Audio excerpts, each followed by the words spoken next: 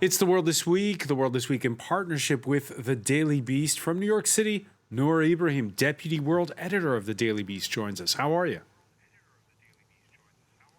I'm good. How are you? Not so bad, not so bad. We're also pleased to welcome German television producer and reporter Ulrike Koltermann. How are things? Guten Abend, danke. Guten Abend to you. Catherine Field, Europe correspondent for New Zealand Media and Entertainment. How's things? It's good. Thank you. Thank you for having me. It's good. Okay. It's good. All right. And from Newcastle, our Royals correspondent, Judah Grunstein, editor-in-chief of World Politics Review. Where does one find World Politics Review? At worldpoliticsreview.com. All right, good to know. The World This Week on Facebook and Twitter, hashtag World This Week. What could possibly go wrong? On the right, Russia insisting that the 83,000 troops, its land and sea maneuvers at the Ukrainian border, and now the closing of the Kerch Strait to all foreign warships, that's just routine. On the left, Ukraine responding with military drills of its own. And some diplomatic lobbying now in overdrive. The latest stop this Friday for President Volodimir Zelesnkiy of Ukraine, Paris, where there was lunch at the presidential palace. It came with a phone call to German leader Angela Merkel. The events of the past 24 hours, again, it's this kind of hot and cold that's got everybody off guard, Ulrike Koltermann. Yeah, I think it's a very volatile situation, and it's the first time in 7 years that there are so many troops at the border, and the last time it was a very bad ending. It was the annexion of Crimea. So I think there's a lot of muscle flexing. Probably they're not on verge, on the point to invade again, because there's nothing really, no clear objective. It looks more like typical Putin-style diplomacy. He wants to show his muscles, and he wants to get the West to tell him, okay, if we want stability, you are the leader we have to talk to, which happened actually. He got his phone call from Biden. He got a stick and a carrot. He got the phone call and maybe a summit, but also fresh sanctions. So I think it's basically a power game.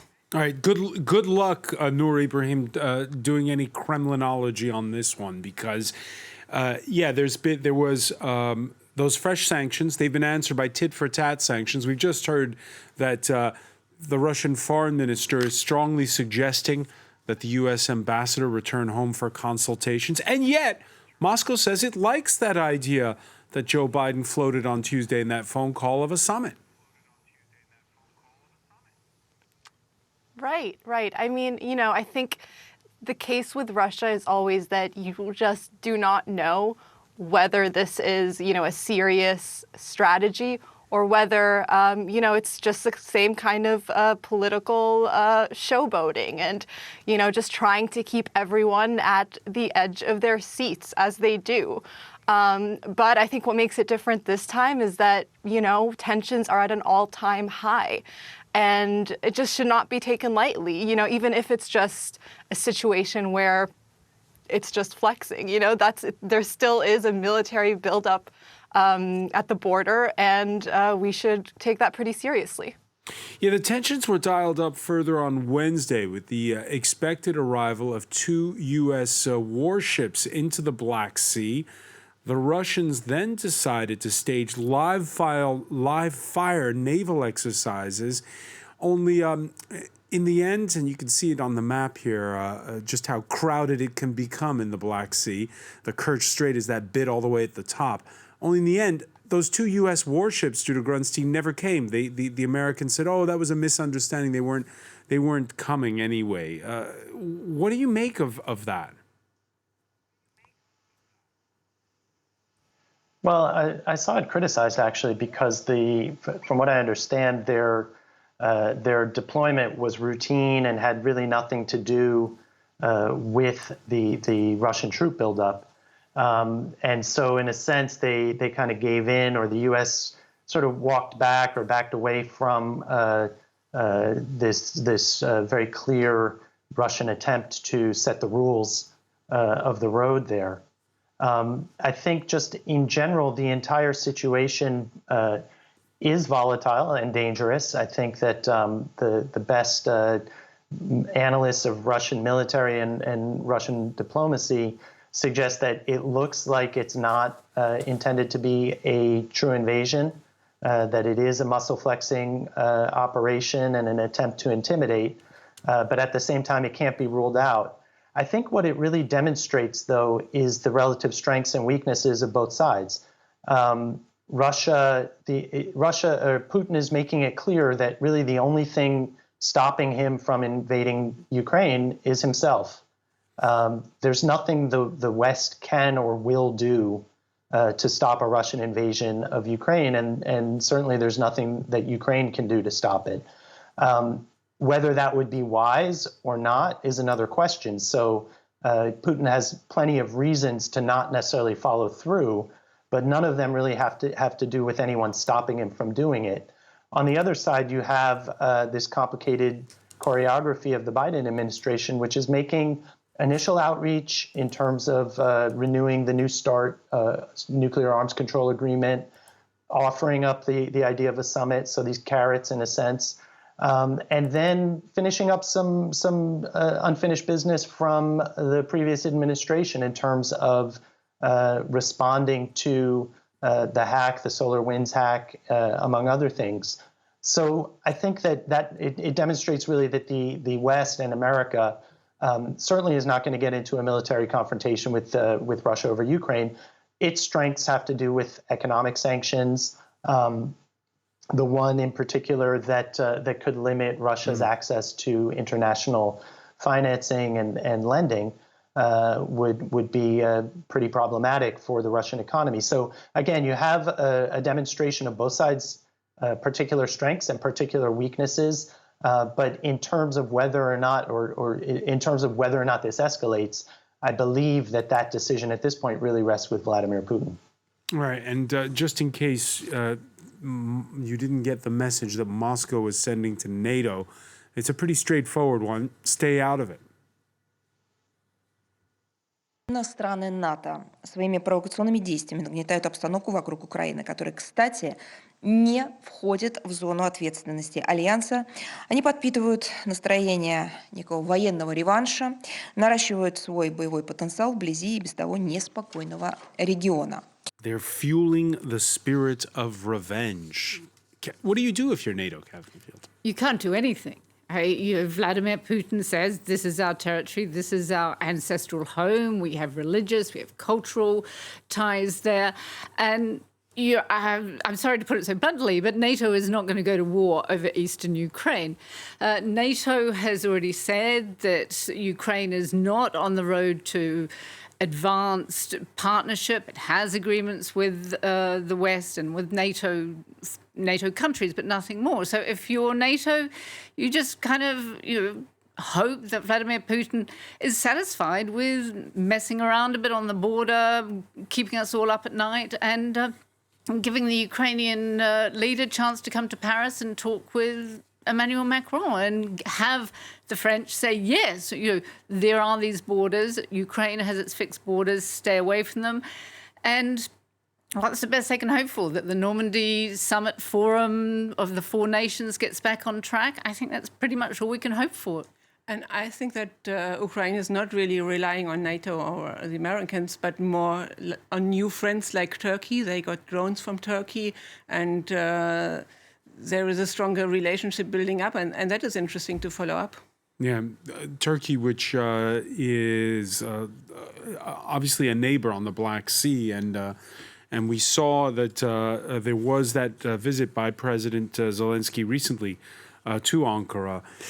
Further east, it's 20 years after 9/11, 10 years after the killing of Osama bin Laden. This was the week Joe Biden fixed a final withdrawal date from Afghanistan. The U.S. president dispatching his Secretary of State to Kabul to brief President Ashraf Ghani and try to reassure his hosts with some mixed results among the local population.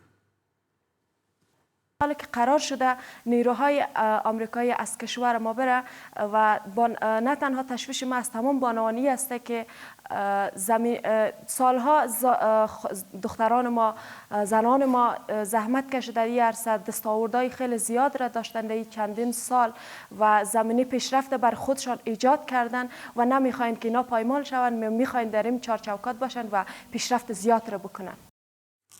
Yeah, Noor Ibrahim, that's a member of the Thai boxing national team of Afghanistan, and she saying that she's scared, and many of her friends, female friends, are scared already when they go out at night or when they walk around unattended. Is that the U.S.'s? Does the U.S. own that problem? You know, I think what she's expressing is pretty justified. Immediately after the announcement happened, the Daily Beast spoke to a Taliban militant who pledged that they would turn the final few months into a total nightmare, not just for U.S. troops, but for just Afghan citizens. So it's a scary situation for a lot of people. And, you know, the fact that that the Taliban has now announced that they just won't be participating in any peace talks kind of killed that, you know, one glimmer of hope for peace. And, you know, the U.S. proposal for a power-sharing interim government hasn't gone over well either. So the fact is that this does leave Afghanistan in a very vulnerable position. Was there any other option, Catherine Field? For Joe Biden? Absolutely not. No, I mean, he really, if he goes forward, they're not going to achieve anything more. If he leaves his troops there, there are just going to be more deaths. I mean, the whole region has changed considerably since they went in just after 9/11. You've got bigger players in the area. You've still got uncertainty in the tribal areas, particularly in Pakistan. You've got instability within Afghanistan, outside the major centers. You've got the Taliban pretty much in control of lots of swathes of the countryside.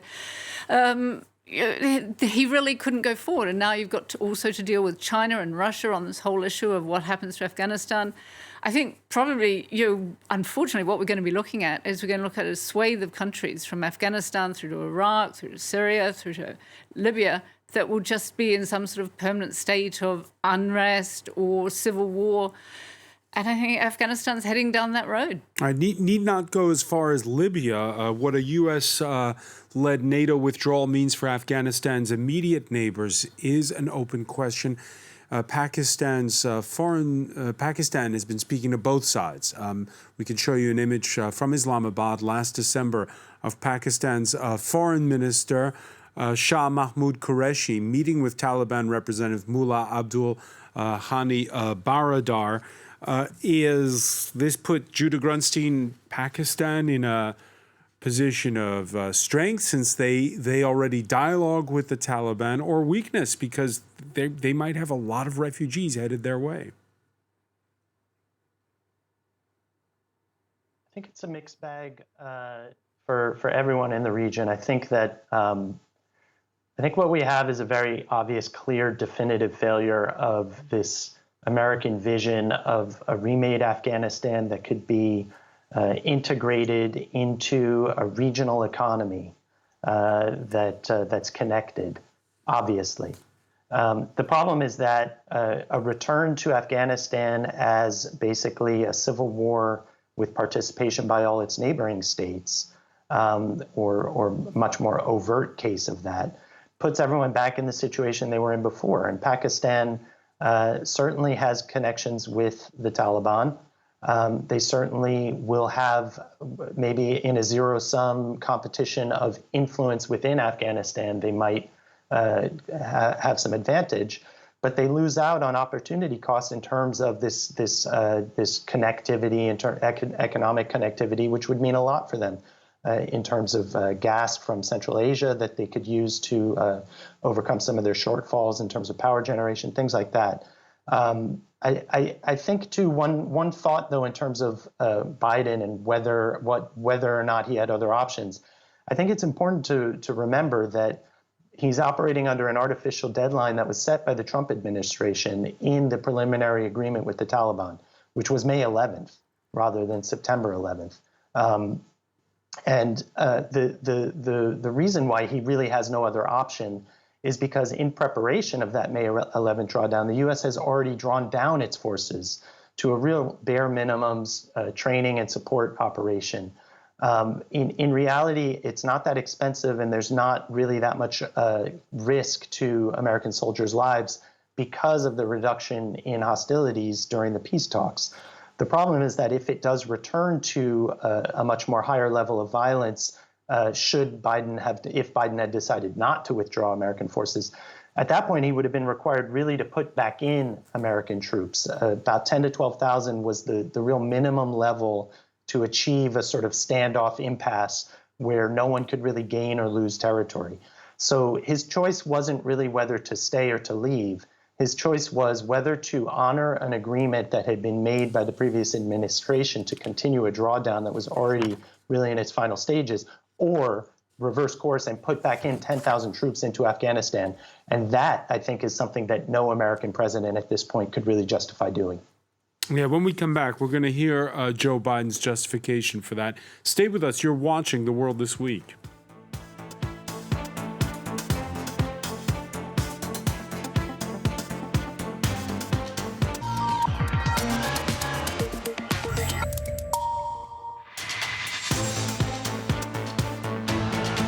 Welcome back, or welcome if you're just joining us. It's The World This Week. The World This Week in partnership with the Daily Beast. Daily Beast Deputy World Editor Noor Ibrahim is with us from New York City. We want to welcome back as well German television producer and reporter Ulrike Koltermann, Catherine Field, Europe correspondent for New Zealand Media and Entertainment, and from Newcastle, Judah Grunstein, Editor-in-Chief of World Politics Review. Just before the break, we were discussing this announcement by U.S. President Joe Biden this week of that withdrawal by September 11th from Afghanistan of the final U.S. troops after 20 years. After he made that announcement, by the way, on Wednesday, Biden going to Arlington National Cemetery, where 14,000 U.S. military veterans are buried. It's a reminder that his late son, Beau, earned a Bronze Star in Afghanistan. Biden, who has long pushed for withdrawal.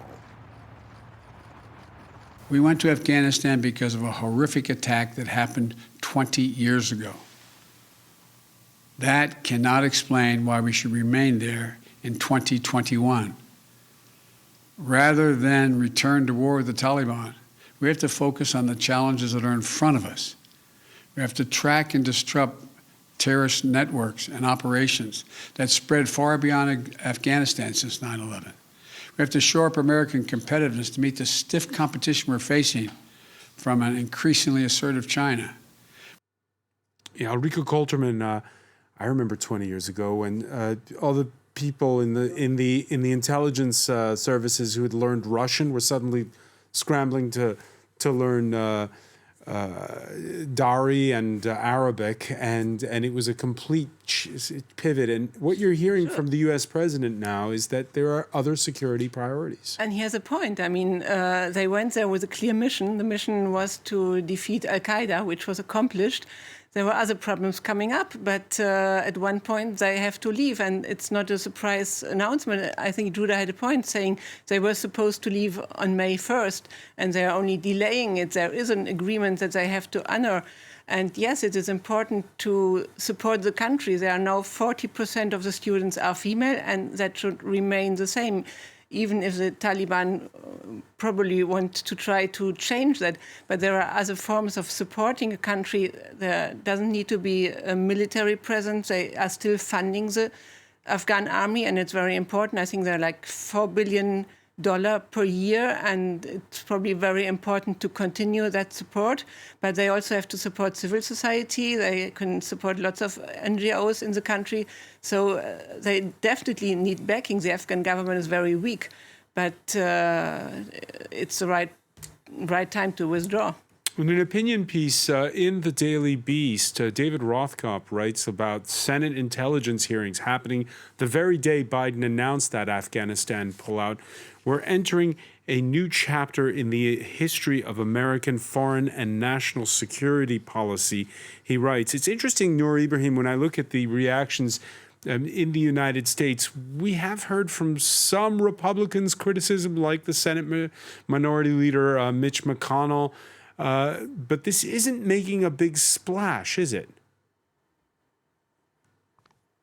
No, I mean, I think we've seen it coming. It's been a conversation that's happening for so long that we're almost desensitized to that kind of news. And, for a long time, the push for May 1st was considered something that was actually going to be followed through for a while. And it wasn't until later on that, Biden acknowledged that would be difficult. So I just think it's been in the news cycle for so long and been such a open conversation that it's definitely something that, hasn't come as a big surprise. And the fact that now it's just, a few months away and there's finally this very absolute deadline is pretty, I guess, expected.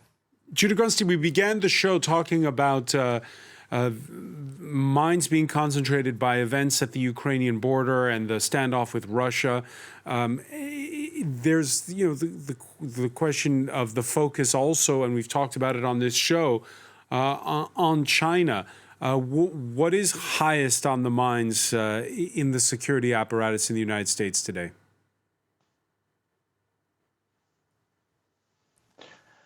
Without question, China. There's absolutely no question. It's they're the four sort of identified state threats, which are China, Russia, Iran, and North Korea. But China is of a different class and category than the others because of the massive size of its economy and because of its real, not only global ambitions in terms of integrating its economy with the economies of nations all over the world, but its ability to follow through. Russia is obviously a threat or a potential threat in military terms, but economically it's just not in the same weight class. And then Iran and North Korea are adversaries and enemies because of domestic politics in the United States and the antagonistic history that both countries have with the U.S., but really don't pose that much of a real threat, certainly to the U.S. homeland, to U.S. interests, yes. But without question, the priority is China for all those reasons. And then the others are in the same category. I just add that this shift from terrorism and the global war on terrorism to strategic competition with nation states began under Trump with his first national security strategy document. And this is really the completion. This transition is really the transition. The real danger, I think, for me, or to my mind, is that the U.S. military after the Cold War was sort of left without a mission. And so the wars in the Middle East, whether Iraq or Afghanistan in South Asia or in Libya, were sort of a way to make the U.S. military useful against non-state actors and then afterward in stabilization operations and nation building. Clearly, that has been a failure. The strategic objectives were not met. It's been extremely costly. The United States electorate and population no longer support that. Now you have this shift towards strategic competition with countries like China and Russia. The problem is that there is really the idea that there's some sort of military, there's a military component to that competition in terms of deterrence, in terms of trying to help allies and partners resist coercion. But the idea that the U.S. military is actually going to be used against China or Russia is a very, very frightening possibility that should really be keeping all of us awake in terms of trying to find ways to come up with strategies and approaches that avoid that. Because both of those are nuclear-armed countries. And those kind of conflicts don't go the same way as an invasion of Iraq, for instance. Let me bring in Catherine on this. Do you agree that there is this sort of calculus where kind of need to keep the army occupied? Yeah, but it's how you keep your army occupied. They should be actually looking at cyber terrorism. There's lots of other things you can do with your army than wander around Afghanistan or wander around the Middle East or something. So you do have to keep your army occupied. You do have to have them with what you were talking about before, appropriate skills, whether it be language or knowledge about what's going on in the world. But, I don't think a military needs to be running around in Afghanistan any longer than is absolutely necessary, as history has shown for, 200 years? All right. And a footnote of it all may be Hong Kong, where sentences were handed down for 9 prominent pro-democracy activists. Their crime, taking part in mass protests back in 2019.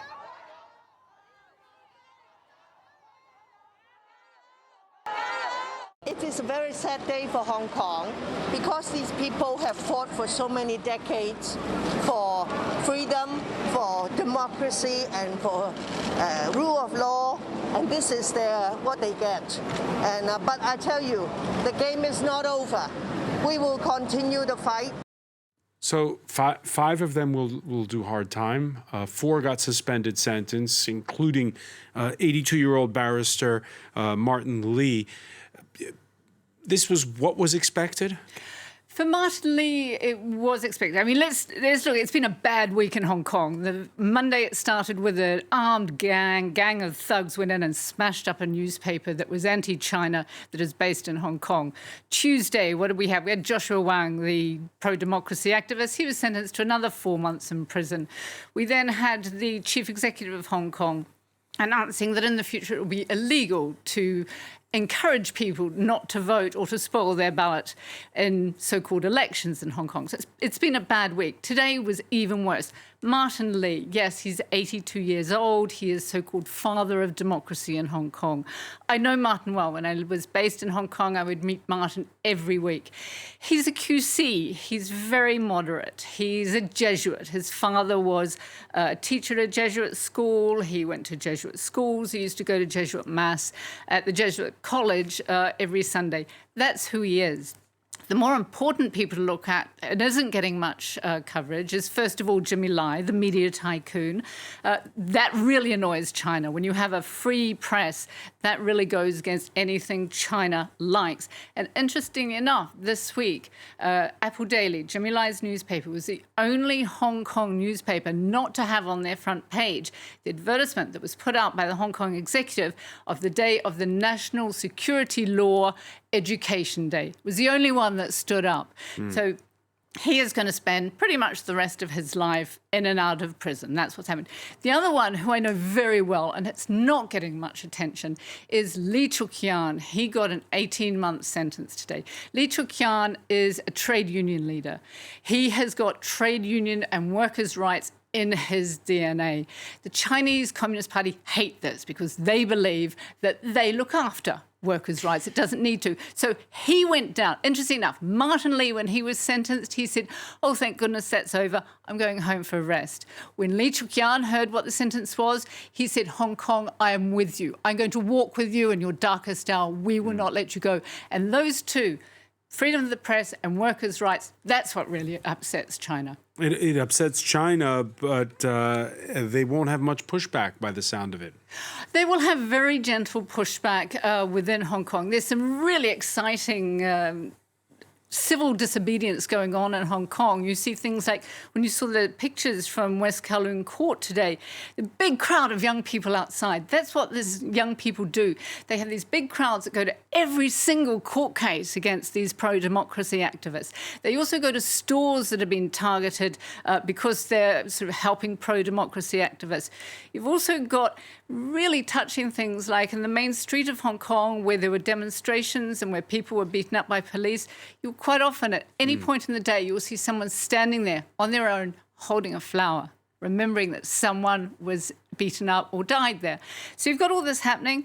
You've also had the Quislings trying to have this sort of information campaign about the new laws.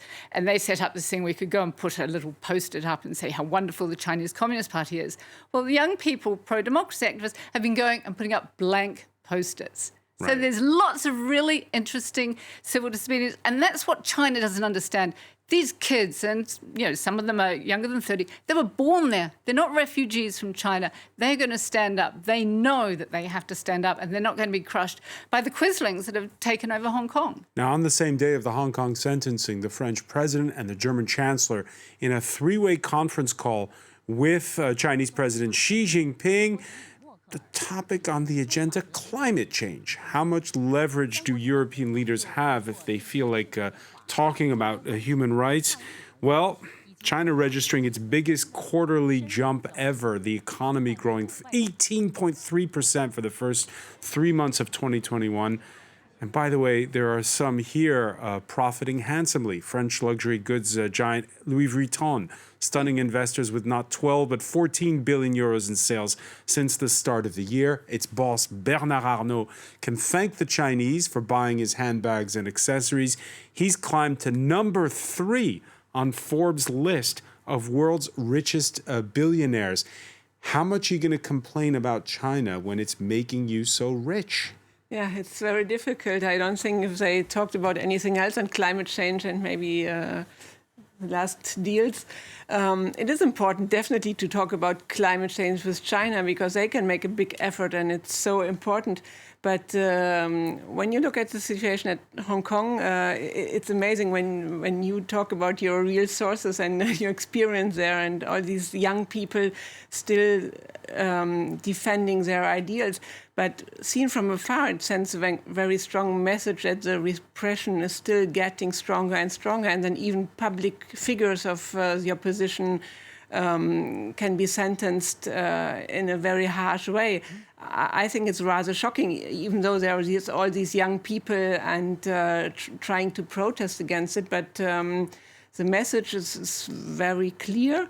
And what I find interesting, it even if you look at the Chinese influence, it even deals with a vaccination campaign. I just read that there's only 8% of the people who are vaccinated because they are more or less forced to take the Chinese vaccine and people are not confident about it. So this also tells a lot of what's going on there and a total loss of confidence in the government and obviously in the mainland government. Let me ask you, Noor Ibrahim, because on this one, a new U.S. president who wants to be in opposition to his predecessor and therefore promises on day one that human rights will be top of his list. Did Joe Biden talk himself into a corner, perhaps, a little bit? Yeah, and this issue of climate change, for example, that's a good example of that. It's difficult to discuss major issues like, climate change, where China is the largest emitter of greenhouse gases in the world, and not have them be at the table talking to them. So I think it gets to the point where, even if you have these grave human rights abuses that are taking place with Uyghur Muslims in China or, the issue with Hong Kong, it's sometimes necessary to have to separate that with certain issues where you just need to be engaging and, just having that conversation.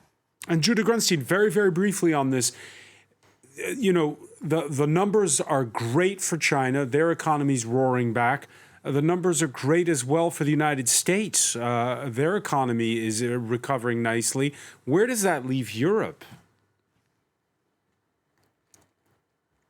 Well, just one caveat on those numbers, and I didn't drill down, but I assume they're year-on-year improvements. And if you remember, this quarter last year was the quarter when the pandemic shut down the Chinese economy. So it's 18% growth based on that, I imagine, which is logical. The big criticism that I've heard and read about Europe is that it hasn't gone all in on stimulus and reconstruction in terms of injecting money into the economy so that as the restrictions on the economy begin to lift, there is liquidity there and there is demand and there is something to build on and some fuel in the tank. China this time didn't need to inject that much in terms of stimulus. The United States obviously has just put record amounts of money into its economy in a way that it didn't do after the financial crisis. The European Union got some things right in terms of moving a little more preemptively to try to collectivize debt and get some money to member states that need it. But it needs to increase that. It needs to really go more all ambitious in a way that so far it hasn't been willing to do. Right. Now let's talk about France before we go, which has a deadline it knows it's going to miss. But by how much? For the second anniversary of the Notre Dame fire, President Macron Thursday on a tour with the mayor of Paris, amongst others. Macron, who had first wanted renovation finished by the time the French capital hosts the Olympics in 2024. Now, the idea is to at least have it open as a place of worship. Et on regarde aussi les 3 ans qui viennent. Parce que, ça a été dit, vous le faites avec beaucoup de rigueur et de professionnalisme, mais il va nous falloir tenir nos objectifs. Et donc, il y a une très grande mobilisation, une planification très exigeante et rigoureuse. There's journalists around the table, so we all know that we work better on a deadline. Is that the same when it comes to restoring a fabled 850-year-old cathedral? People love deadlines. Right. I do. So, Okay. but I think he will be able. They will be able to open Notre Dame for religious ceremonies. They already had some small, very small religious ceremonies in 2 chapels which are already renovated. And for Macron, it's a very political symbol. 2024, it's when the Olympics should be in Paris, and for him, it's going to show the ability of the French to overcome obstacles. But what shows is also the very weird French affair that Notre Dame is a state affair because of the separation of state and church. It's the state who owns the structure, so the church doesn't even have a say in it. So they're discussing it. They have a general on top who is organizing everything. It's a very military structure. You can't even get interviews. They are really very close. And so I think they will be able. I mean, the structure is nearly safe now. They are about to put some wood so that no stones can fall down anymore. They will be able to have some people inside by 2024. But restoration work is going on forever after that. It's because it's going to still be a huge construction site. When was the last time you went into a church in France that didn't have some sort of restoration work going on anyway? They're going to have a couple of chapels and everyone's going to go there, and there's going to be Easter services and Christmas and all these others that they have, you know, Assumption, Ascension, Palm Sunday, and all this will happen there. But to the point of Ulrika, that France makes such a big deal about secularism, and yet this church, everyone feels an ownership of it. It's owned by the state, but the left and the right love it. Yeah, but I mean, this is the nation's church. This is where de Gaulle went after he landed back in France at the end of in 1944. He went there. He spoke from there. He said, you know, France is back. This is also, you know, point zero in France. All roads lead to Notre Dame. And this is really important for the French. But it's also, you know, what did the world give? What did France give the world? It gave them the high-speed train, gave them wonderful food, wonderful wine, and medieval cathedrals. And of course, we're all going to be able to go there, and it will get finished. It may not be like, the Segunda Familia in Barcelona that took quite a long time, but was worth it. All right, a work in progress. It's always a work in progress. Catherine Field, I want to thank you. I want to thank Ulrika Kolterman, Noor Ibrahim for being with us from New York City, Judah Grunstein in Newcastle. Thank you for joining us here in The World This Week.